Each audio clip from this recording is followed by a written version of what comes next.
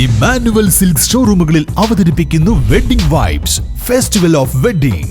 Emmanuel silks M space shopping centre, മേലെ Pattambi.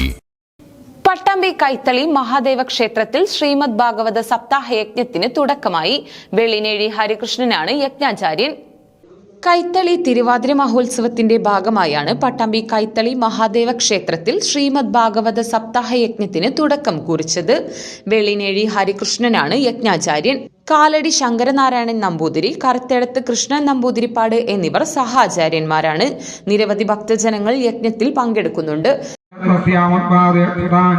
ആദിഹാരാശ്രമേധാം cream ഗംഗായാം ഭൂരി ദക്ഷിണാൻ ചാരദ്വതം ഗുരും കൃത്വാ ദേവായത്രാക്ഷികോദരാഹ നിജഗ്രാഹ ഉജസാ വീരം കരിം ദിഗ്വിജയകുജിത നിർഭരിംഗധരം ചോദ്രഘ്നന്തം ഗോമിദനം പദയാ ശൗനകത്വാചാം കസ്തേതോദഗ്രാഹം കലിം ദിഗ്വിജയ നൃപ ഹൃദയവജനധൃചോദ്രാ സൗഗാമ്യപദാഹനത്.